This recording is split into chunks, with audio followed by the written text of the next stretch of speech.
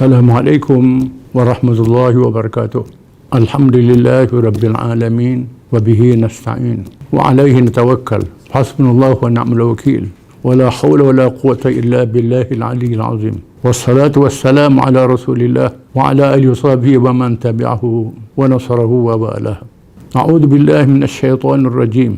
Innama waliyukumullahu wa rasuluhu walladzina amanu alladzina yuqimuna as-salata wa yu'tuna az-zakata wa hum raki'un wa man yatawallallaha wa rasulahu walladzina amanu fa inna hizballahi humul ghalibun. Surah Al-Maidah. Sesungguhnya yang menjadi wali, wajib kamu memberi wala kesetiaan kepadanya ialah Allah, Rasulnya secara mutlak dan orang-orang yang beriman, yang mendirikan sembahyang, menunaikan zakat, dan mereka itu rukuk patuh kepada Allah. Sesiapa yang berwalikan Allah, Rasulnya dan orang yang beriman, yang disebut sifat-sifatnya itu, maka sesungguhnya parti Allah, kumpulan yang memperjuangkan ajaran Allah yang mendapat kemenangan pada akhirnya. Yang dihormati pengurusi majlis, pimpinan daripada negeri dan jatua kawasan, timbalan naib, ketua urusan ulama, pemuda muslimat dan semua pimpinan kawasan, semua perwakilan daripada cawangan-cawangan dan pemerhati pada tetamu. Terlebih dahulu marilah kita bersyukur kepada Allah Subhanahu Wa Taala yang telah mengurniakan kemenangan kepada kita dalam hari ke-15 yang lalu, di luar daripada jangkaan kita. Apa yang berlaku adalah pertolongan daripada Allah Subhanahu Wa Taala. Berkat keikhlasan kita semua untuk menegakkan Islam itu berdaulat sekadar kemampuan kita. Dengan kita menunaikan adab-adab berjamaah, khususnya ialah wala dan taat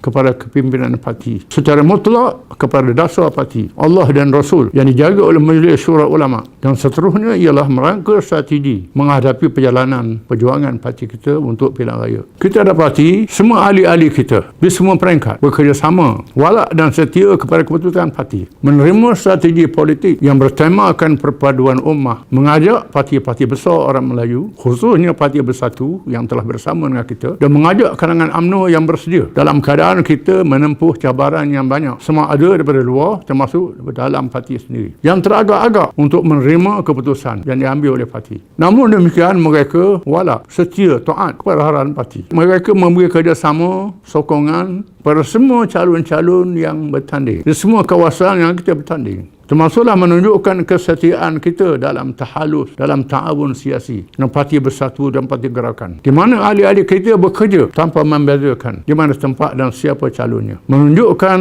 wala kesetiaan dan taat kepada arahan parti yang tidak bercanggah dengan dasar Islam yang diputuskan oleh Majlis Ulama sebagaimana yang termaktub dalam perlembagaan kita. Hasil daripada kesetiaan, wala dan taat ini bersama keikhlasan kita kepada Allah Subhanahu Wa Taala, menjaga adab-adab, berkempen, kita telah mencapai satu kejayaan yang besar dan kita bersyukur kepada Allah SWT.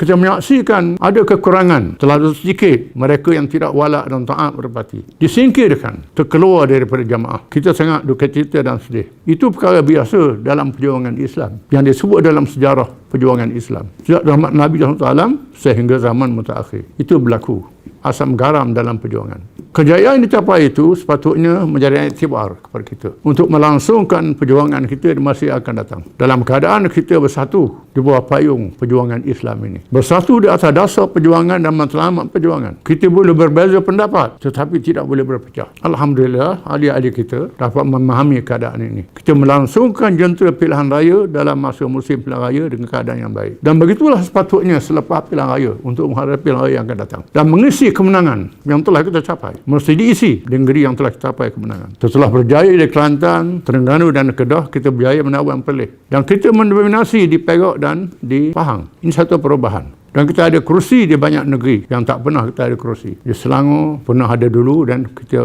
meningkat balik di Melaka, di Perlis dan Pahang, dan menunjukkan peningkatan undi kita di mana-mana sahaja, termasuk Negeri Sembilan dan Johor. Perlu diketahui kerja kita tidak tamat dengan pilihan raya. Mesti disambunglah kerja Islam. Mesti dipanjangkan, diteruskan sebagai amal soleh yang wajib kita tunaikan sebagai orang Islam.